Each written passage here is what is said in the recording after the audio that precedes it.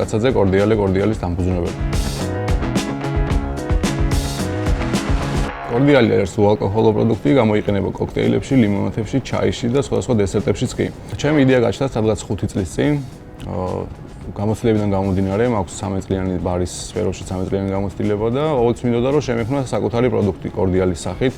ყოველთვის ვიყავი დაინტერესებული ახალი გემოების შექმნით, ახალი იდეების განხორციელებით სხვადასხვა ბარებში და ყოველთვის მქონდა იდეა რომ ჩემი მეწარმოებია, ჩემი განსხვავებული არომატები, გემოები ქართულ ბაზარზე არ ყოფილა მსგავსი პროდუქტი და ყოველთვის მინდოდა რომ ქართული მეწარმოებია, საკუთარი მეწარმოებია, სხვადასხვა განსხვავებული გემოები მქონდა და ბარმენს აძლევს საშუალებას გააფართოვოს თავისი ფანტაზიები და შექმნას რაღაცა დაუვიწყარი გემოები, ასე რომ ვთქვათ. პროდუქტი არის ნატურალურ ხილის ბაზაზე დამზადებული, არანაირი საღებავი არ მაქვს გამოყენებული. ყველაფერი ფერი, გემო არის ბუნებრივ ხილზე დამზადებული. გაჯერებული მაქვს C ვიტამინით და არის სრულიად უნებელი. პროდუქტი არის სერტიფიცირებული, გავლილი აქვს ლაბორატორიული კვლევა.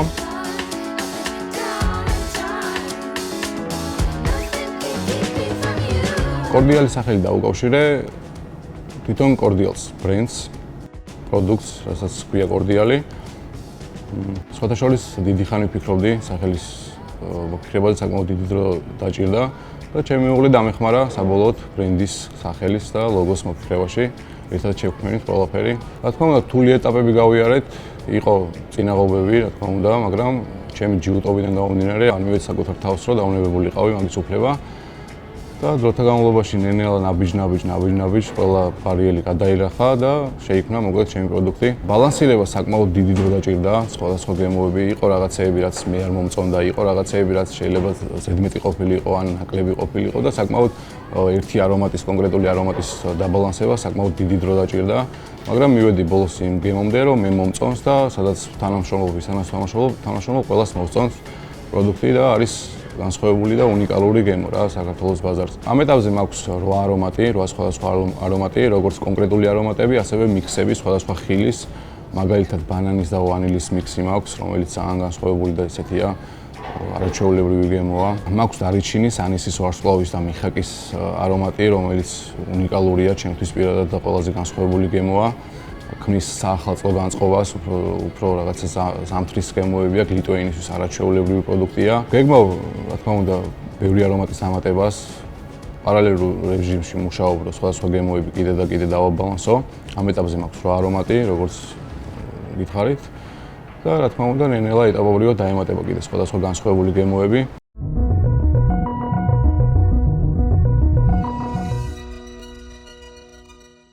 ნებისმიერი სტარტაპი თუ ჩვენ ლაპარაკობთ გააზრებულ ასე ვთქვათ ბიზნეს სტარტაპზე, ქმნის თავის ბიზნეს გეგმას. ყველა ბიზნეს გეგმა მეტწილად იწერება 2 წლიან აქტივობაზე. საკომუნიკაციო გეგმაც, მარკეტინგული გეგმაც არის პირველ 2 წელზე გათვლილი. შესაბამისი ზრდა ამ კომპანიის ამ 2 წელიწადზე არის ჩადებული ზუსტად ამ ბიზნეს გეგმაში. რამდენადაც მაღალ კონკურენტულ გარემოში შედის, ხო, სტარტაპი, ასე ვთქვათ, თავისი პროდუქციით თუ სერვისით, მით უფრო ზრდის ტემპები, ხო, ასე ვთქვათ, ნელი არის, მოდი ასე ვთქვათ. თუ ინოვაციური პროდუქტის ფლობელი არის და სერვისის ფლობელი არის, რა თქმა უნდა, მისი ზრდის ტემპი და ზრდის, ასე ვთქვათ, სკეილინგს, რასაც ეძახიან, უფრო მაღალი არის და იქიდან გამომდინარე, როდის გაჯერდება მისი ზრდის ტემპი და როდის იქნება ახალი ესა გადასახედი გეგმა, ან ახალი პროდუქტის შემოსატანი, ან პროდუქტის სახეობა შესაძლებელი თუ სერვისის, ეს უკვე მაგას დრო აჩვენებს სტარტაპერს. მაგრამ რაც თავარია, ყველა ეს ფაქტორი დასაწყისშივე უნდა იყოს ბაზარი კარგად შესწავლილი, პროდუქტის ფუნქციები სწორად განსაზღვრული და შესაბამისად ბაზარზე სწორად წარდგენილი. შემდგომ უკვე ეს, როდესაც შესაბამისობაში ბაზრის, ასე ვთქვათ, კვლევის შედეგად მიღებულ მონაცემებს შეუფარდებთ, მიიღებთ უკვე ზრდის იმ ტემპს, რაც თქვენი კომპანიისთვის სასურველი უნდა იყოს.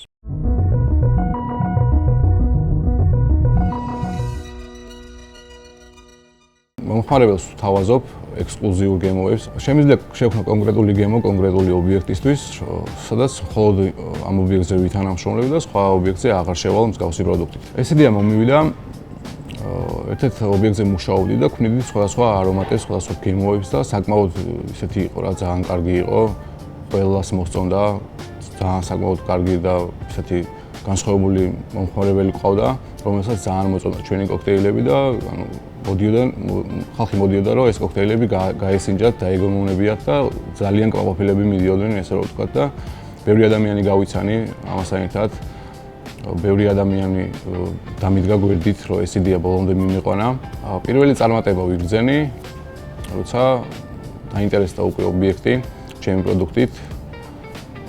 აიღეს ჩემი პროდუქტით და ჩემი პროდუქტით აქვს დღესაც საავტორო კოქტეილები, ლიმონათები, ჩაისაც კი ამზადებენ და სხვადასხვა დესერტებშიც იყენებენ კი. პროდუქტი არის სრულიად უალკოჰოლო, სრულიად ჯანსაღი და შეგვიძლია გამოიყენოს სხვადასხვა მიმართულებით. ჩემთვის მნიშვნელოვანი იყო, რომ ქართული პროდუქტი ყოფილიყო სხვადასხვა ბარებში. მე თვითონ რომ მეინახა, რომ აი რაღაცა შევდივარ ბარში და ხედავ, რომ ქართულია პროდუქტი, ან არა მარტო ბარში ნებისმიერი ქართული პროდუქტი, ჩემთვის სასიხარულოა და ყოველთვის მინდოდა, რომ მეც მქონოდა რა საშუალება, რომ ჩემი ქართული პროდუქტი მეწარმოებია და რაღაცა ჩემი გამეკეთებინა რა, ჩემი ქვეყნის ასე ვთქვათ სახელით. მიხარია რომ ეს პროდუქტი შევქმენი ძალიან საინტერესოა, ძალიან განსხვავებულია და ვფიქრობ რომ ცოტათი გავს ხელოვნებასაც კი. ახლობით დამჭირდა 2 წელი, თავის დაბალანსება, თავის საწარმოს მოპირკეთება და ყველაფერი. ეს ექსპორტზე ამ ეტაპზე რო გითხრათ რომ ძალიან დაინტერესებული ვარ ამ ეტაპზე არა, მინდა რომ საქართველოში მოვიკიდო ფეხი და შემდეგ რა თქმა უნდა იდეა და ფიქრი მაქვს რომ საექსპორტოდ გავიტანოთ პროდუქტი. სხვადასხვა კომპანიები უკვე არიან დაინტერესებულები, სხვადასხვა დისტრიბუტორები თუ ესე შემდეგ, რომ ჩემი პროდუქტი სხვადასხვა ბარებში, სხვადასხვა რესტორნებში, სხვადასხვა ქალაქებში გაიტანონ და რა თქმა უნდა ეგ იდეა არის, რომ ვითანამშრომლო სხვადასხვა კომპანიებთან. ჩემთვის თავარი იყო, რომ ბრენდი შექმნილიყო, ჩამოყალიბებულიყო და მომავალი მიზნები, რა თქმა უნდა, დიდია, რა თქმა უნდა არის ამბიციური.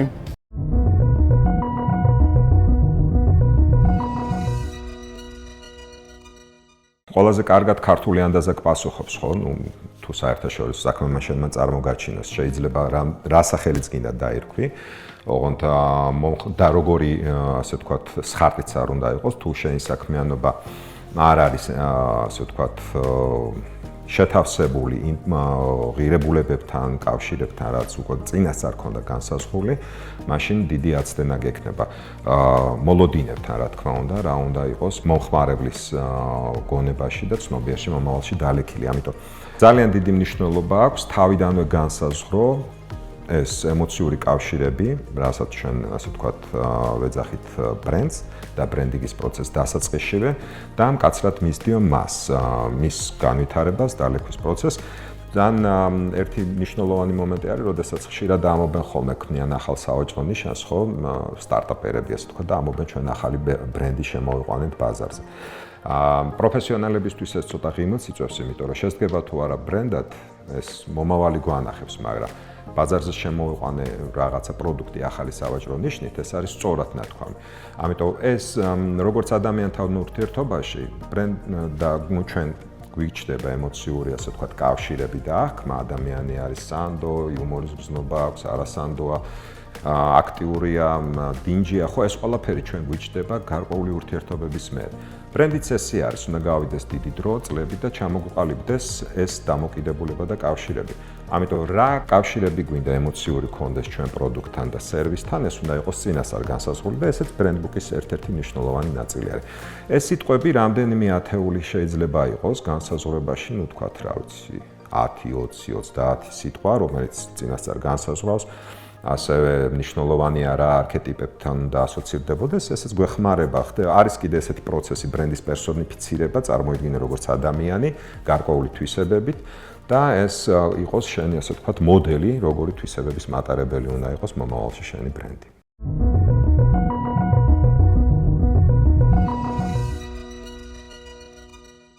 ჩემი მიზანი, რა თქმა უნდა, დიდია, რა თქმა უნდა, მაქვს ბევრი მიზანი, ბევრი რაღაცა ესეთი мотиваცია, რომ რაღაცა კარგი შევქნა, გავაკეთო, სხვადასხვა გემოები შევიტანო და ქართული პროდუქტით დავნერგო საქართველოში და არა მარტო საქართველოში, რა თქმა უნდა. მუდმივი პროცესია, საინტერესოა, რაღაცა განსხვავებულია, რაღაცა მოტივირებული ხარო, რაღაცა ახალი შექმნა გააკეთო, რაღაცა მიიტანო მომხმარებელთან და გაასინჯო, მოეწონოს და ერთი დიდი სიამოვნებაა კიდე როცა ადამიანი სინჯავს შენს პროდუქტს და მოსწონს და კმაყოფილია რა. ეს ჩემთვის მნიშვნელოვანია, ყველაზე მნიშვნელოვანია, რომ ადამიანები კმაყოფილები იყვნენ ჩემი პროდუქტით და მაქსიმალურად მინდა რომ დავეხმარო ყველა ბარმენს, ბარს, რესტორანს თუ კაფეს, რომ რაღაცა ახალი განსხვავებული გემოები შეიქმნას, ქართული პროდუქცია აწყობილი და რაღაც განსხვავებები შემოვიდეს ქალაქში და არ იყოს ერთფეროვნება, ესე რომ ვთქვათ რა. ფასს რაც შეეხება, რა თქმა უნდა, ბევრი ვფიქრებ ფასზე, რამდენად გამეყიდა პროდუქტი.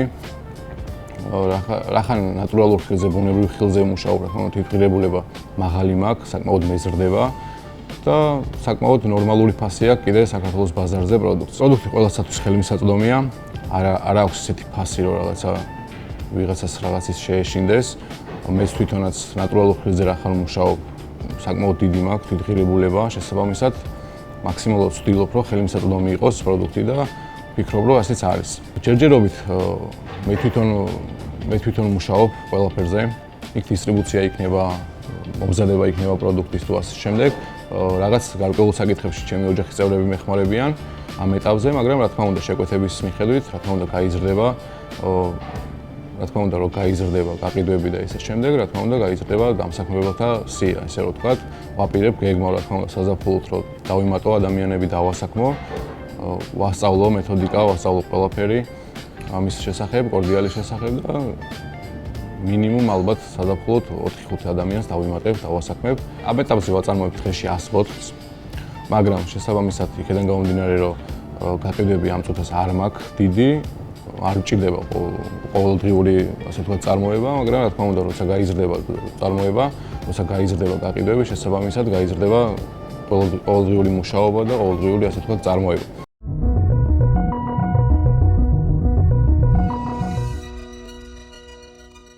რაც მომდის ახლა თავში აზრად, ხო, ეს მე მგონი 60-იან წლებში იქნა გამოკვეთილი 4P-ის პრინციპი, ეს 4P არის აბრივიატურა product, price, places and promotion.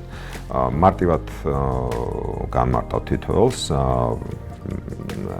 product-ეს პროდუქტი რას ფლობ, ეს არის მისი შეფუთვა, ვიზუალური სახე, ეს არის თვითონ ფუნქციები და რა სარგებელი ამ პროდუქტის ფლობით, რა სარგებელი მოაქვს მომხმარებლისთვის. მიაქციათ ყურადღება, რა თვისებებს ფლობს პროდუქტი კი არა, რა სარგებელი მოაქვს ამ თვისებებს მომხმარებლისთვის. ეს არის მნიშვნელოვანი წინასწარ წარმოიდგენა.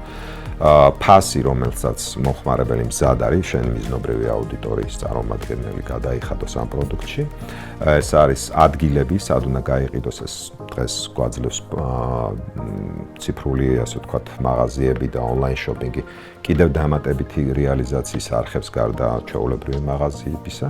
და promotion-ი ეს არის ის სარეკლამო არხები და ფორმები და მესიჯები, რაც კიდე რომ მიიტანო მომხმარებელთან ამ პროდუქტის სწორი რეალიზებისთვის და თუ ბრენდზე საუბრობთ, მართებული აღქმისთვის.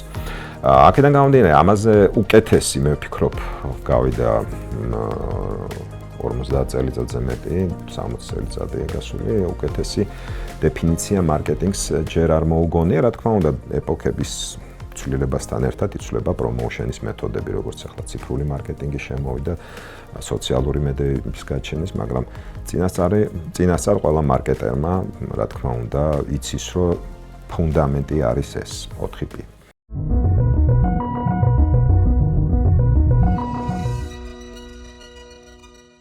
ვარგისანობას შეეხება დაახლოებით გახსნიდან 1 თვე აქვს ვადა, გაუხსნელ მდგომარეობაში თუ რა თქმა უნდა სისხლივები არ შეეხება და იქნება ნორმალური ოთახის ტემპერატურაში შენახული 6 თვემდე იზრდება ვადა. რაც შეეხება კორდიალს, რახან მსგავსი პროდუქტის წარმოება საქართველოს მასშტაბით არ იწარმოება, ძალიან გამიხარდება თუ სხვადასხვა ადამიანები მიიღებენ ამაში მონაწილეობას, სხვადასხვა ქართულ ბრენდებს შექმნიან, სხვადასხვა ქართულ არომატებს შექმნიან და ძალიან მოხარული ვიქნები თუ ეს კორდიალის კულტურა საქართველოში დაინერგება.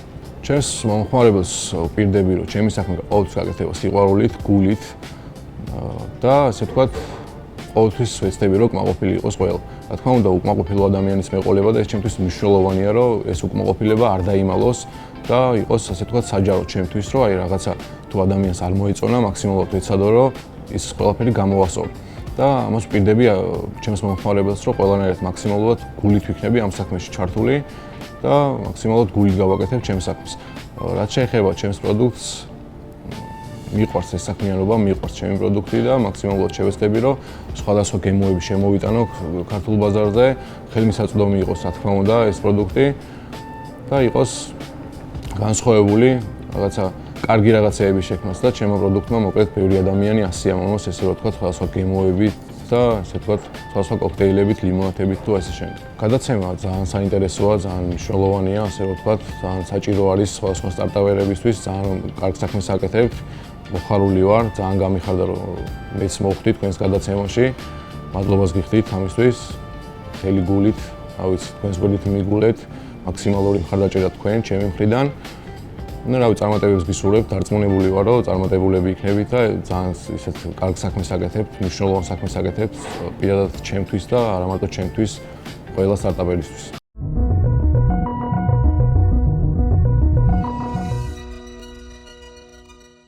ისე და ისევ რა მიზანი აქვს, თუ უნდა მას შექმნას ძლიერი ბრენდი, მას გარკვეული ხარჯების გაღება მოუწევს, იმიტომ რომ სადღაც ეს მესიჯები უნდა იყოს მიტანილი მომხმარებლამდე და ემოციურად დალექილი, ხო, რომ შემდგომში აღიქვავდნენ და სურვილი ქონდეს მისი პროდუქტის ან სერვისის ყიდვა სუფთა ემოციური კავშირის გამო. იქიდან გამომდინარე, რა სერვისს ქმნის და რა პროდუქტს ქმნის, ხო, ბიუჯეტიც იქიდან გამომდინარე დგება დასაწყისში. რა თქმა უნდა, ყველაზე ეფექტური არის ორიგინალური ღონისძიებების, ორიგინალური იდეით გადაწყვეტილი კამპანიები. ამის ძალიან კაი პროდუქტია ჩვენი დამკვეთი იყო, როდესაც ამიერკავკასიის ბაზარზე შემოდიოდა ერთ-ერთი ენერგეტიკული სასმელი, სოფლიოში ლიდერი არის და ჩემ გაოცებას იწვევდა, როდესაც ჩაუღმავდი მის კამპანიას, რამდენად ორიგინალური მარტივი იდეებით ქონდა მიღწეული ის იმიჯი, რასაც მიაღწია და სულაც არ გულისხმობდა ის დიდ დანახარჯებს დასაწყისში. რა თქმა უნდა, ის გლობალური ბრენდი არის, მაგრამ აქ მიგნება იყო ზუსტად ორიგინალური იდეების პრომოუშენით და ასე ვთქვათ, წარდგენით მოხმარებლის წინაშე და ამან მოუპოვა მას საყოველთაო პოპულარობაც და ასე ვთქვათ, ლოიალობაც.